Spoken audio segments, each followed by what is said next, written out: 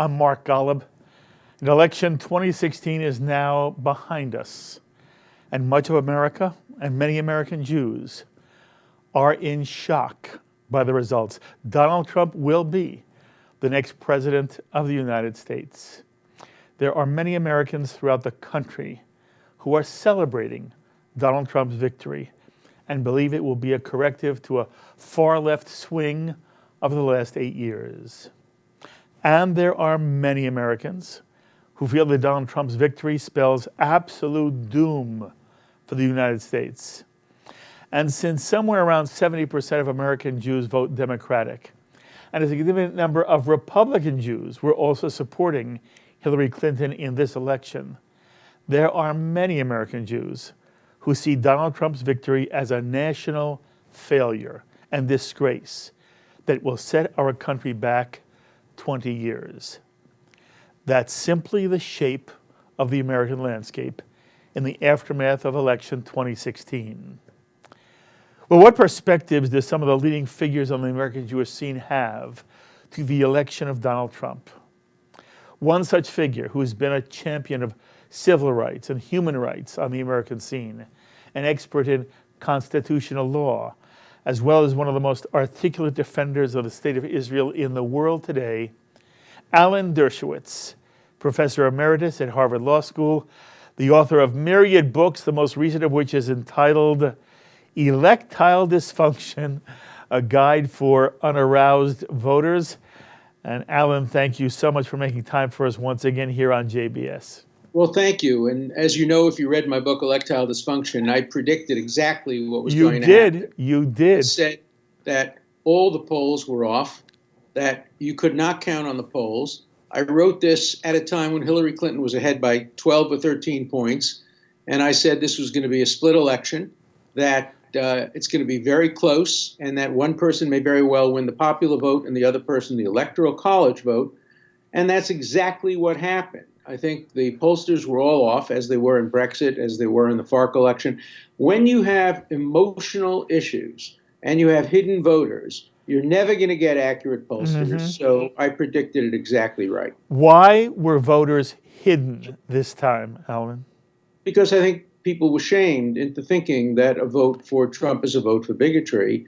But a lot of people really were anxious to change the situation, but they weren't anxious to tell pollsters. The pollsters should have realized this when there were some polls, and I described some of this in my book as well, when there were some pollsters who did the following poll. On the same day, they called the same voters, but in the morning, they called them live, and in the afternoon, they called them by robot calls.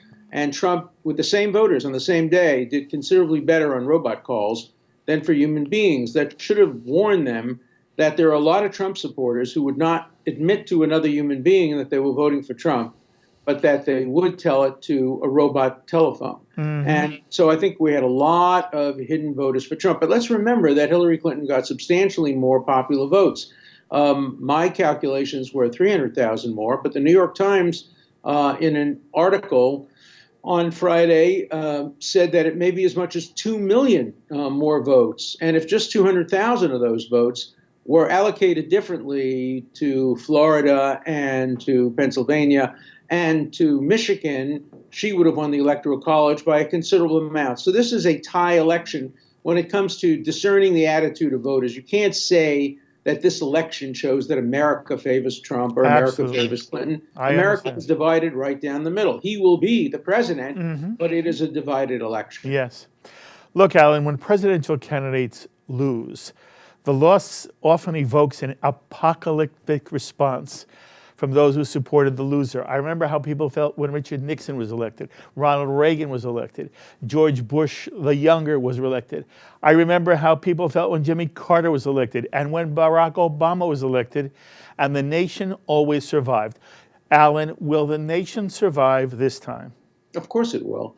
We have a situation, of course, where there are no official checks and balances on this new president because he has both the Senate and the House and is trying to pack the Supreme Court with more Scalias. And checks and balances is very healthy, but checks and balances go beyond the three branches of government. The media serves as a check, the academy serves as a check, religion serves as a check, the people serve as checks. The economy serves as a check. So we don't have a president who is out of control. We have a president who will be constrained by realities, particularly if he wants to be reelected. So I just came from downtown New York, where my taxi cab was stopped twice by protests, young people marching in the street. I really wanted to stop those young people and say, how many of you voted for Jill Stein? How many of you threw away your votes? How many of you didn't vote at all? Usually the loudest protesters are people who didn't vote, or didn't vote for one of the two major candidates. And I think there are legitimate protests that are going on. My daughter participated in one in San Francisco, but at least some of the protesters are people who could have impacted the election had they chosen to vote, but many of them chose not to vote, or many of them chose to vote for a terrible candidate like Jill Stein, who is a virtual anti-Semite, despite the fact that she's Jewish. And you warned us here on JBS. Alan, I can't remember. Do you know Donald Trump? I do. I've met him on several occasions. I don't know him well, but my relationships with him have always been cordial, and I always thought he was a decent person. I didn't see, when I met him on the couple of occasions that I didn't see the Donald Trump that railed against Mexicans and railed against Muslims and made fun of a handicapped person. I didn't see that at all. And I'm hoping that the Donald Trump I met is the Donald Trump that becomes president. Remember, it takes very different talents to be a successful president than to be a successful candidate. We know that Trump has the capacity to be a successful candidate. Let's hope for the sake of America that he becomes a successful president. I'm rooting for his success. I'm not one of these Democrats or liberals who wants to see him fail. I don't want to see him fail. I want to see him succeed. Much like I was opposed to the Iran deal, but I want to see the Iran deal work now that it's in place. I'm not rooting against it. I'm rooting for it. So I'm a member of the loyal opposition, but I am loyal to America. I wish that were the overall general sentiment. Okay, Alan, in evaluating Trump as a potential president, many feel his biggest deficit is a total lack of experience at any level of governing, and what many people feel is a complete lack of knowledge, understanding, or even a desire to learn. To what extent do you feel that is an accurate description? To what extent, if it's true, does it trouble you? Of course it troubles me. I mean, he is the first person in American history to become president without either having some political experience or military experience, the first person ever. We've had previous presidents who haven't had extensive experience, but, that to me is not the biggest problem. The biggest problem is who he surrounds himself with. I would hope he'd not only reach across the aisle to people like Joe Lieberman and perhaps Michael Bloomberg and maybe Romney, but I would hope he would also reach across the gender divide and put women in his cabinet, the ethnic divide, and maybe put some Latino Americans or Muslim Americans in his cabinet. I would hope he can show that he's really the president of all the people. I also hope that he will stand up once and for all firmly against the alt-right, the Ku Klux Klan, the anti-Semites on the right, who are basking and thriving and cheering his success. I want him to say, as president, I want no part of you. You are not part of real America. I want to disassociate myself from you completely and totally. And if I run for re-election, I hope you won't vote for me. I hope he says that, but I don't anticipate that necessarily he will. You're not hopeful of that? Well, you can always be hopeful. That's not what he did during the campaign, but now that he's been elected, I think he should do that. I think he owes an obligation to the American center to be as strongly opposed to the hard right as he is to the hard left. Look, I'm an American liberal, and I always stand up against the hard left, the anti-Semitic hard left at American universities and in American politics. And he, as a Republican, has the obligation to stand up against the alt-right, the hard right, the people who think they've won a victory with him. He has to explain to them that he is not the candidate of racists and anti-Semites. He is the candidate from the center. I hope he does that. Yes. By the way, I was personally sort of surprised and moved by his victory speech. I thought the tone and the content was nice. Look, the thing that won him the election, the most important thing that won him the election was the teleprompter. During the last 10 days of the campaign, he stuck to the teleprompter. And in his acceptance speech, he read from the teleprompter. And that meant he wasn't tweeting and he wasn't talking off the cuff and he wasn't reacting to Rosie O'Donnell or responding to insults. One hopes that as president, he will forget about these grievances and forget about trying to get even with people who have offended him and remember that he is the most powerful person in the world today. Yes. And he has an obligation to be a very serious leader and a leader of all Americans. Look, if he were to call me, I opposed him, obviously. If he were to call me and say he wants my advice on Israel, he knows that I know Prime Minister Netanyahu, I would welcome that, and I would give him my advice. I did the same thing with George W. Bush, and I've done the same thing with Republicans. I've done the same thing with people I disagree with. When it comes to Israel, it should always be a bipartisan issue. Yes. And he should be willing to reach across the aisle to people like Joe Lieberman and others who love Israel and support Israel and welcome their input. He doesn't have to accept everything we say, but we can give him a perspective that perhaps the people surrounding him don't currently have. So I hope he reaches across and seeks the advice, particularly on Israel and the Middle East, on a wide range of experts and people with experience. Yes, I hope very much he calls you. By the way, it also impressed me that among his first calls, in addition to Netanyahu, that he called Nancy Pelosi and he called Chuck Schumer. That already was reaching across the aisle in ways we did not see before. By the way, maybe from either party.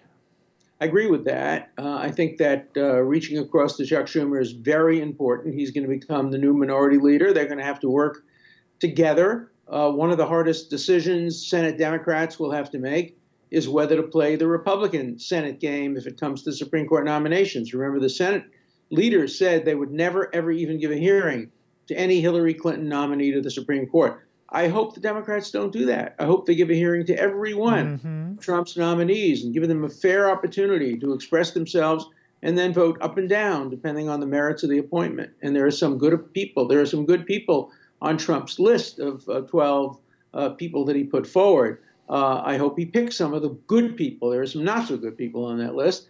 And I hope the Democrats will treat him fairly and his nominees fairly, more fairly than the Republicans treated Barack Obama's nominees.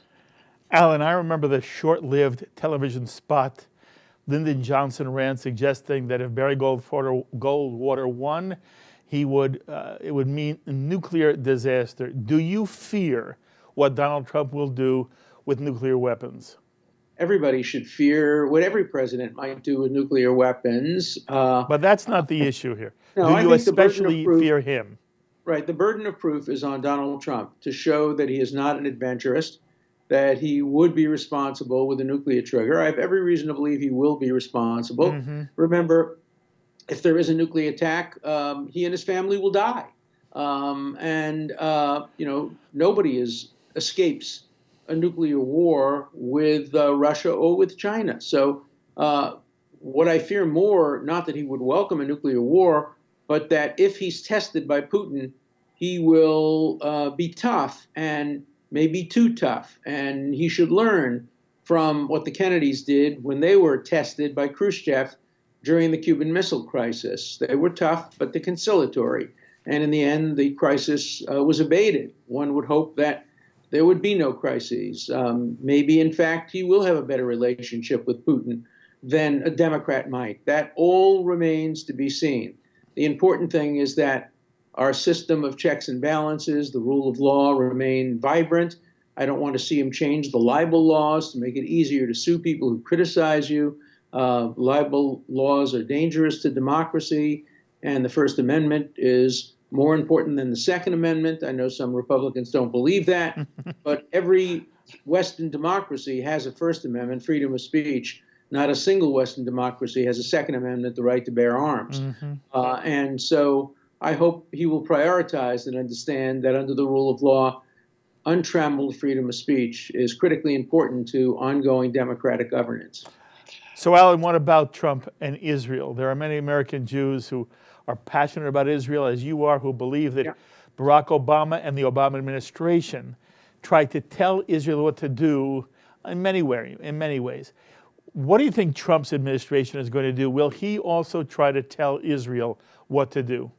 before we even get to Trump, I'm much more worried about the next 2 months when we have a president who is a lame duck, who has no political accountability. He can do whatever he pleases. He doesn't care about any upcoming election. And I'm worried that President Obama may not veto the French Security Council resolution turning the issue of the Israel-Palestine conflict over to the UN. That would be a disaster, because that would disincentivize the Palestinians from coming to the bargaining table. The only way to get a two-state solution in peace is through head-to-head bilateral negotiations. The road to peace is through Jerusalem and Ramallah, not through the United Nations or Washington or Moscow or Paris or Geneva. So I'm more worried about President Obama right now than I am about President Trump. Interesting. But we don't know about President Trump. He has Jewish advisors who are very right-wing. He has promised to move the capital to Jerusalem, but every presidential candidate promises that. No presidents ever carry through. Yes. That is not the most important issue. I will be in Israel when it receives the F-35 jets that will be essential to keeping the Israeli military qualitatively superior. I will be at the ceremony when those jets arrive. That's very important. And keeping Israel militarily superior to all the surrounding enemies and making sure that Iran never, ever, ever develops nuclear weapons are far more important than the symbolism of an American embassy in Jerusalem. The symbolism is important, but it pales by comparison to the realities of Israel's military capability to defend itself. Remember, as the psalmist says, Hashem oz li'amo yitain, God will give the Jewish people strength, oz. Only then will they get peace. Hashem yivarech et amo b'shalom. Only then will they get peace if they have strength and power.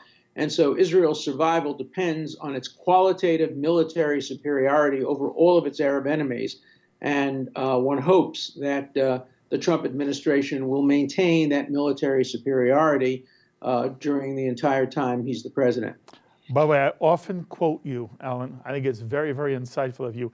So I know you're against settlements. What do you think the Trump administration's attitude to settlements is going to be?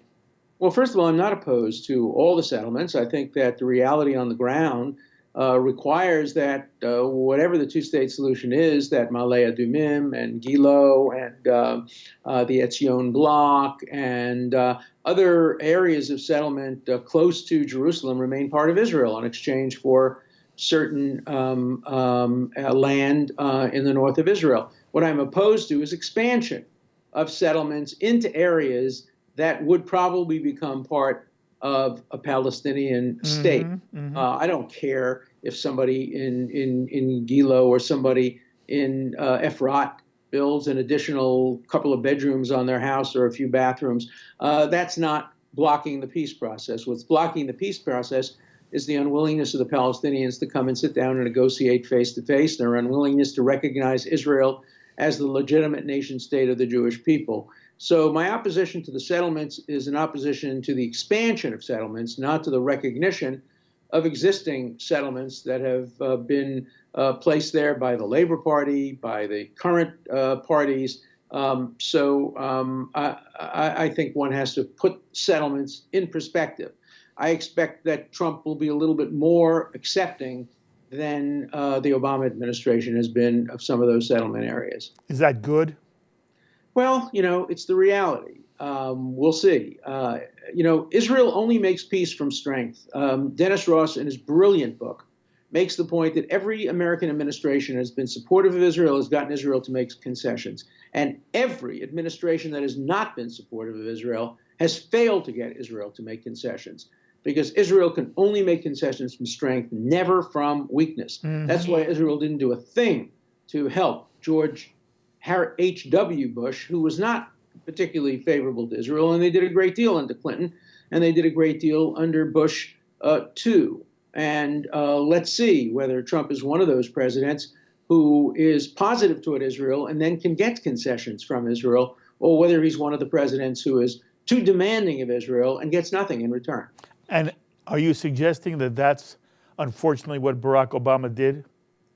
Barack Obama managed to alienate everybody in the Middle East. Usually a president like the first Bush, he was disliked by the Israelis, but he was liked by the Arabs because he favored the Arabs. Some presidents, like Clinton, President Clinton, was liked by the Israelis and disliked by the Arabs. President Barack Obama has managed to alienate every single country in the Middle East except Iran, and perhaps now Lebanon, which has become a surrogate of Iran. So it's an amazing feat when you can alienate Israel, the Palestinians, the Jordanians, the Egyptians, the Emirates, but President Obama's managed to do that.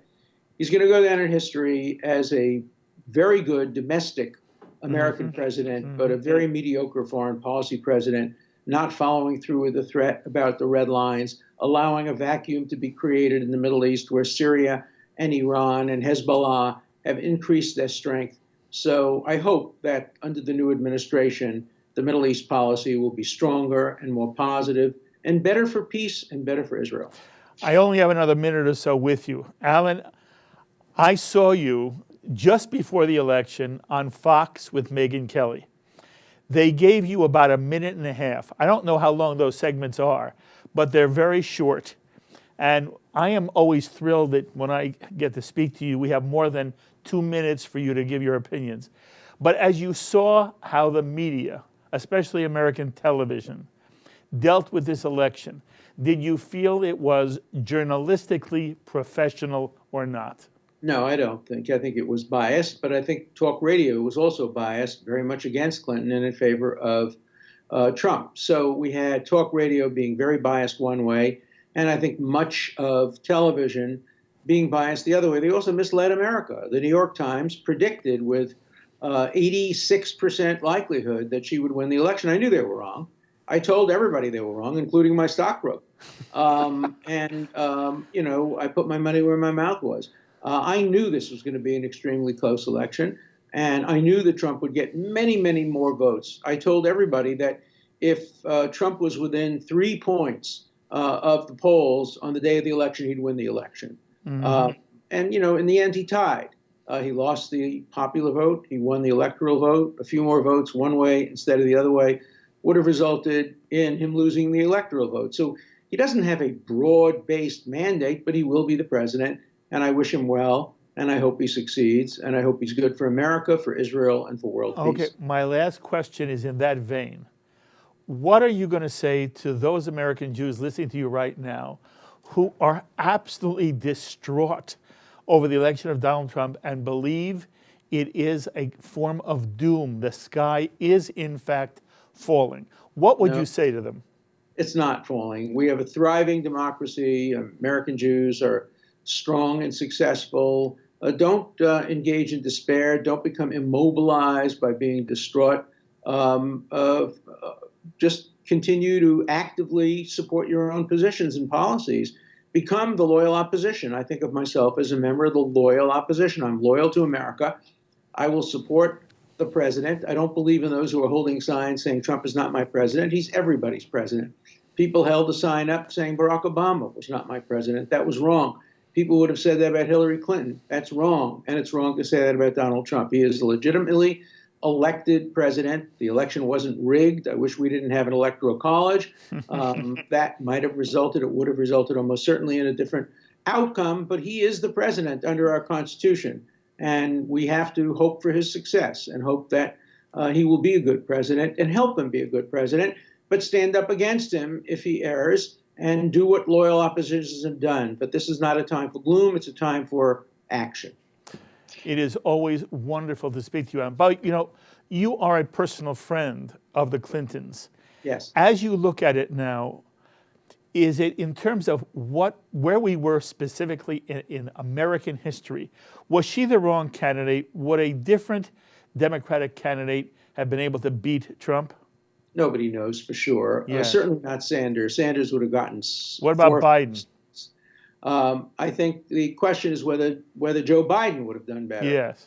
And very likely, yes, but we can't be absolutely sure. He was not a great candidate when he ran for the nomination.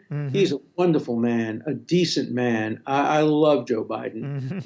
And he's just a great guy. And I would have been very happy if he were president of the United States, but I also would have been happy if Hillary Clinton had been president of the United States. She would be a better president than she was a candidate.